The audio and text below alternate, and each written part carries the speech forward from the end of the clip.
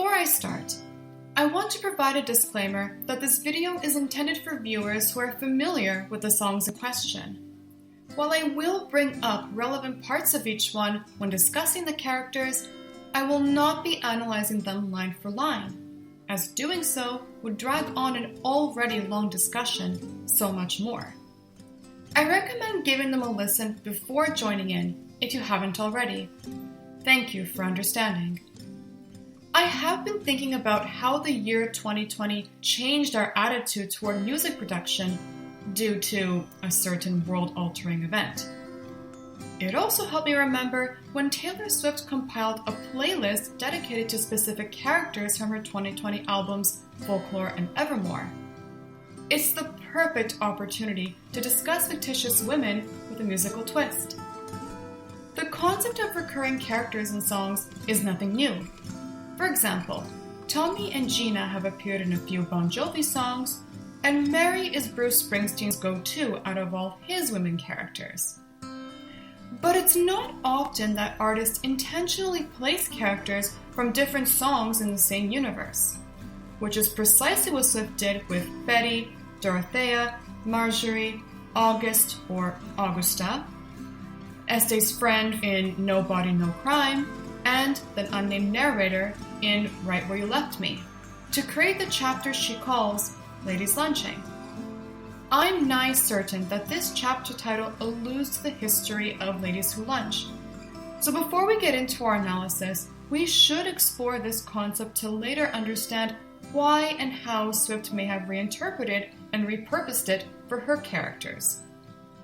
Ladies Who Lunch have been typically characterized as upper-class housewives who take their luncheons during work hours, whether at an upscale restaurant or out shopping, ostensibly for charity on occasion. The trope has been referenced several times in pop culture, including a Saturday Night Live skit hosted by actor Amy Poehler, Desperate Housewives, and Arrested Development. The problem with these depictions of Ladies Who Lunch is that they assume such women are too materialistic to care about forming meaningful bonds with those they call their friends. To them, what they're really searching for is validation and a time killer.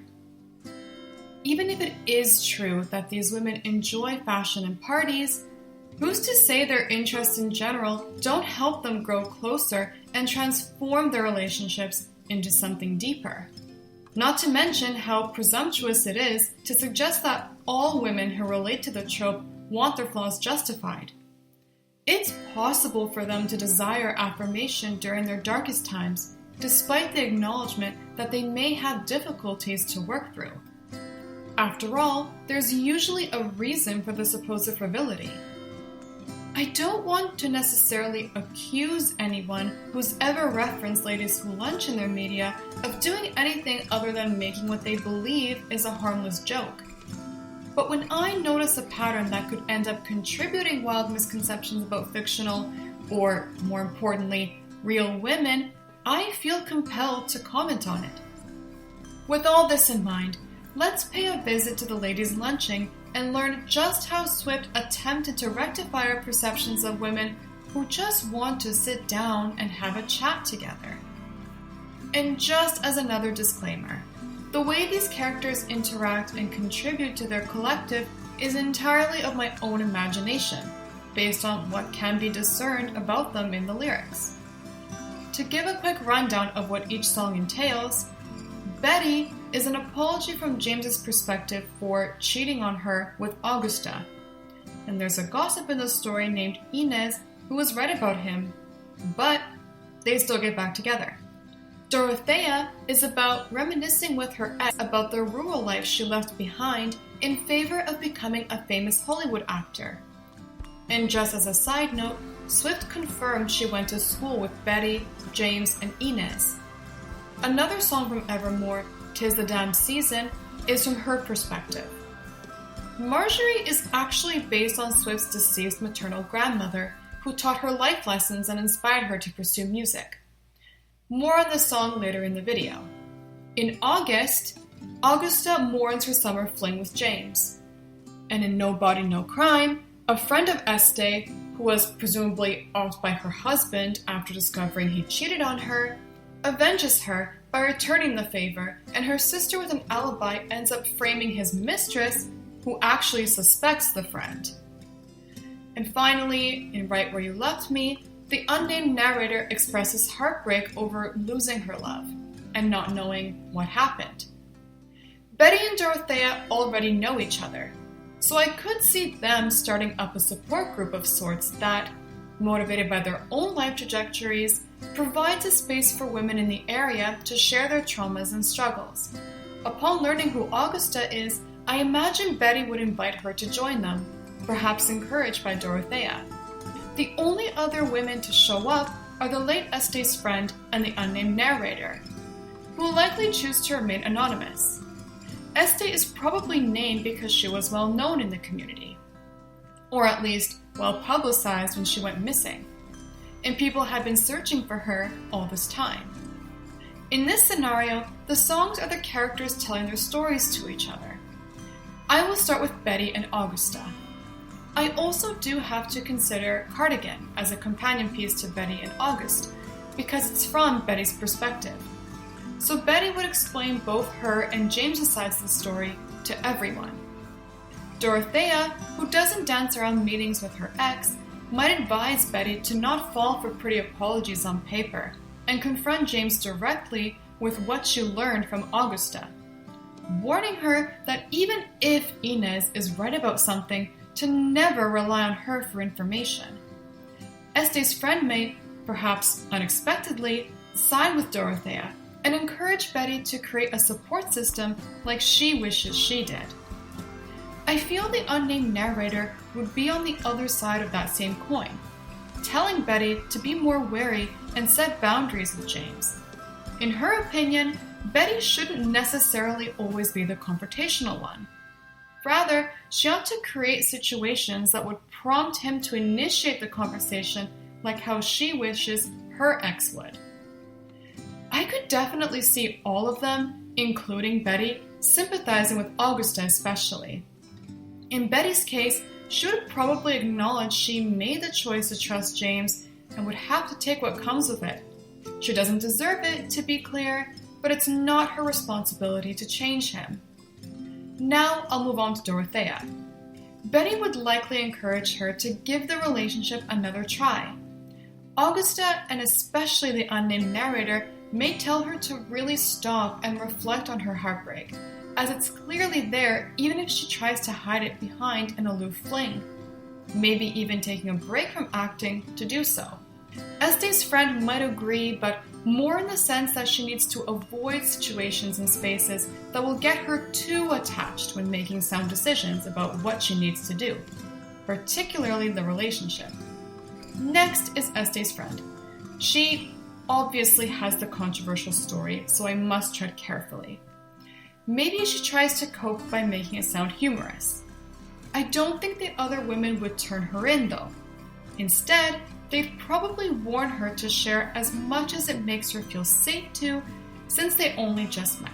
Yes, they'd acknowledge it's a crime, but they understand why she did it.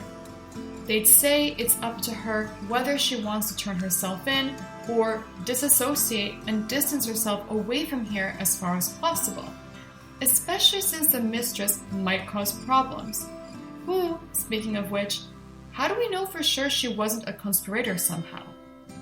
I get the sense Dorothea would ask this question, but they may ultimately conclude it's better not to entertain the idea of finding evidence against her since it can backfire. And if they're ever able to somehow locate the whereabouts of Este, provided she's still alive, then the two of them could leave this place and start a new life together. The latter idea of which Betty especially is fond of. The ladies' luncheon can all keep in touch too, and even visit whenever possible. Lastly, we have the unnamed narrator. Her situation is different from the others in that it's not necessarily about any sort of introspection, growth, or change in character.